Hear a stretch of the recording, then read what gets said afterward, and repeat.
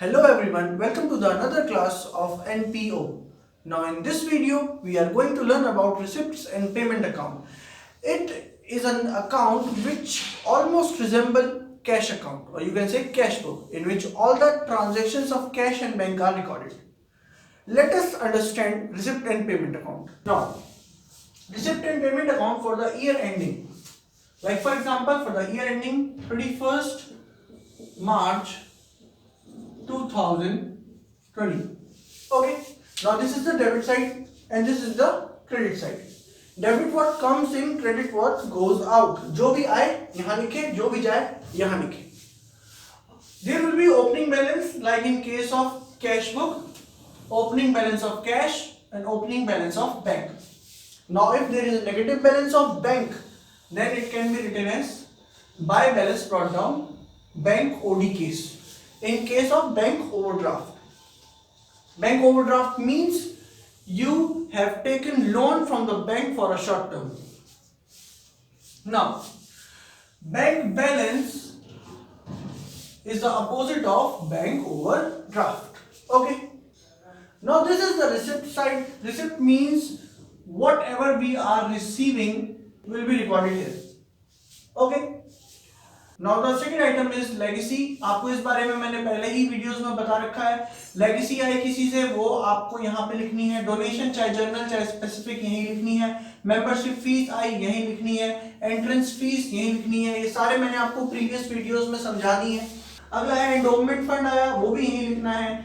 Government ने grant दी, वो भी यही लिखनी है, चाहे वो जनरल हो चाहे स्पेसिफिक हो. सब्सक्रिप्शन देखिए मैंने यहाँ पे लिखा है, चाहे प्रीवियस ईयर की हो, चाहे करंट ईयर की हो, चाहे आगे आने वाले एडवांस ईयर की हो, तीनों ईयर की सब्सक्रिप्शन यहाँ पे आ सकती है. ये इस अकाउंट की खासियत है कि इसमें किसी भी साल का आइटम आ सकता है. ये साल हैगा फॉर एग्जांपल 1920. सो ईयर 1920 से पहले वाले और ईयर 1920 के बाद वाले सारे के सारे रिसिप्ट्स या पेमेंट्स किसी भी साल के यहाँ पे आ सकते हैं. ये सब्सक्रिप्शन के लिए नहीं, ये किसी के लिए भी आ सकता है. अगला सेल्स ऑफ फिक्स एसेट्स. अगर फिक्स एसेट सेल करी उससे आने वाला पैसा. कंज्यूमेबल आइटम्स को बेच दिया गया, जैसे स्पोर्ट्स मटेरियल पुराना हो गया उसे बेच दीजिए. क्रॉकरी पुरानी हो गई उसे सेल कर दीजिए, उससे आने वाला पैसा. ओल्ड न्यूज़पेपर एक्सेट्रा को बेच के जो पैसा आया. स्पेसिफिक फंड अगर है, किसी ने स्पेसिफिकली हमको फंड दिए हैं कि इसको स्पेसिफिकली किसी काम के लिए यूज करना, तो उस काम के लिए आपको रिसिप्ट आई वो भी यहीं आएंगी. अगर आपने कोई फंड को इन्वेस्ट कर रखा है उससे होने वाली कमाई इंटरेस्ट वो भी यहीं आएगा. कुछ मिसलेनियस रिसिप्ट्स मतलब ए टू जेड एक ऑर्गेनाइजेशन को, एक एनपीओ को कोई सी भी अगर रिसिप्ट होती है तो वो डेबिट साइड पे रिसिप्ट्स में आएगा. ओके. नाउ अगर आपका नेगेटिव बैलेंस था तो चांसेस है कि आपका लास्ट में भी वो नेगेटिव रहेगा. तो अगर बैंक का बैलेंस नेगेटिव था तो हो सकता है कि बाद में भी वो नेगेटिव हो, पर ऐसा जरूरी नहीं. अगर हमारे बैंक में पैसे इंक्रीज हो जाए तो हो सकता है कि वो बैलेंस लास्ट तक आते आते पॉजिटिव भी हो जाए. ओके. नाउ पेमेंट साइड की बात कर लेते हैं. पहला आइटम हम लोग डिस्कस कर चुके हैं. नेक्स्ट आइटम है फिक्स एसेट्स. अगर आपने फिक्स एसेट्स परचेज करी है तो पेमेंट करनी पड़ेगी. स्पोर्ट्स इक्विपमेंट परचेज करें हैं तो पेमेंट करनी पड़ेगी. अगर आपने कहीं पे इन्वेस्टमेंट करी है तो आपको पेमेंट करनी पड़ेगी. लाइब्रेरी के लिए बुक्स खरीदी है, पेमेंट करिए. रिपेयर करवाया आपका कोई एसी मशीन, पेमेंट करिए.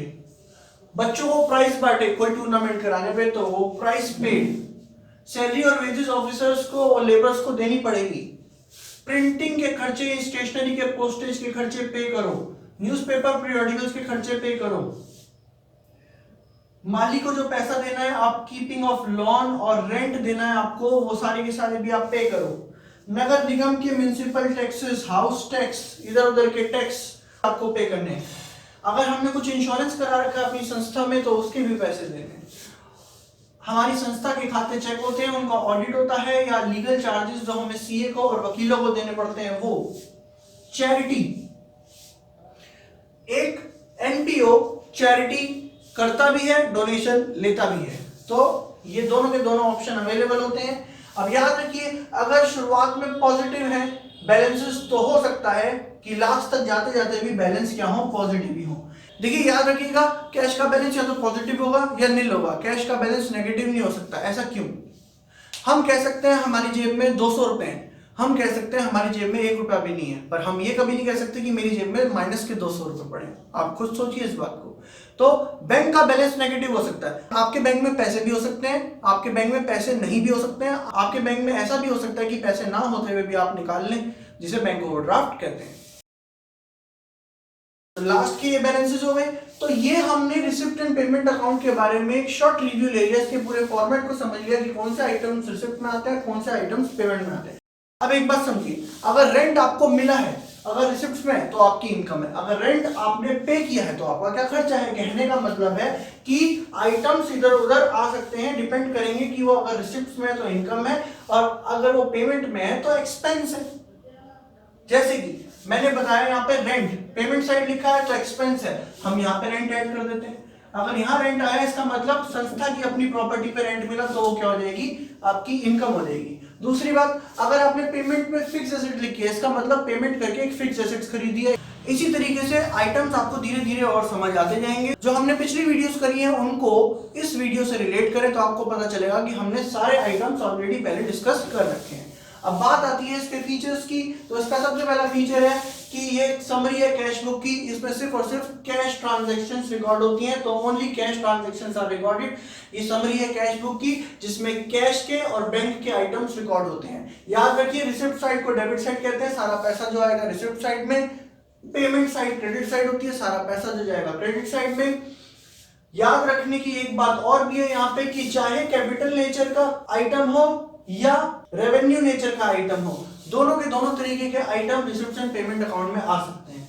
अगली बात, generally show debit balance in overdraft case it's net balance में भी क्रेडिट। कह रहे हैं ज्यादातर तो ये डेबिट बैलेंस शो करता है। डेबिट बैलेंस का मतलब क्या है कि डेबिट ज्यादा होता है तो बैलेंस इस साइड मिलता है, इसे डेबिट बैलेंस कहते हैं। कह रहे पर एक्सेप्शनल केसेस में बैलेंस क्रेडिट साइड भी आ सकता है, मतलब क्रेडिट बैलेंस भी आ सकता है। क्रेडिट बैलेंस का मतलब क्रेडिट साइड ज्यादा है जिस वजह से बैलेंस किस साइड आ गया, डेबिट साइड में। ठीक है ना, तो इसका डेबिट बैलेंस भी हो सकता है और इसका क्रेडिट बैलेंस भी हो सकता है। एक और बात जो आपको पता होनी चाहिए वो मैं यहाँ पे लिख देता हूं कि यहाँ पे किसी भी साल का डाटा आ सकता है। Data of any year can be recorded in this account. जैसे अगर सब्सक्रिप्शन सन 2017 का हमें नहीं मिला किसी मेंबर का, वो अब दे रहा है तो यहाँ पे आ जाएगा। 2020 का सब्सक्रिप्शन मिला वो तो यहाँ का है ही। अगर किसी मेंबर ने कहा ये पकड़ो 2021 का सब्सक्रिप्शन, तो क्या हम उससे लेंगे नहीं, वो भी हम यहाँ पे रख लेंगे। याद रखिए, इंश्योरेंस के केस में ऐसा हो सकता है कि हमने पहले ही आगे वाले सालों की प्रीमियम दे दी। जैसे आजकल व्हीकल्स के 5-5 साल के इंश्योरेंस एक साथ हो जाते हैं खरीदने के वक्त, तो अगर कोई इंश्योरेंस का पैसा हमने फालतू दे दिया तो वो भी हम यहाँ लिख सकते हैं। जैसे हमने सन 2020 में स्कूटी खरीदी संस्था के लिए तो उसका इंश्योरेंस तो दे दिया, आगे आने वाले सालों का भी दे दिया, तो 2021, 2022, 2023 और 2024 सबका डाटा यहाँ पे पेमेंट पे रिकॉर्ड होगा ही होगा, क्योंकि पेमेंट तो हुई है। तो ये इसकी खासियत है।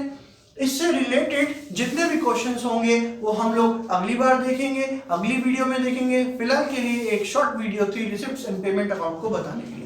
आप लोगों की रिक्वेस्ट पे ही वीडियोस को छोटा कर दिया गया है। अगर आप कहते तो मैं बड़ी बनाता, पर आप ही ने कहा कि सर 10 मिनट से ऊपर की वीडियो मत बनाया करिए, इसीलिए मैं वीडियो 10 मिनट से ऊपर की नहीं बनाऊंगा, क्योंकि वीडियो बनती है आपके लिए, जैसा आप कहेंगे वैसा होगा। Thank you class.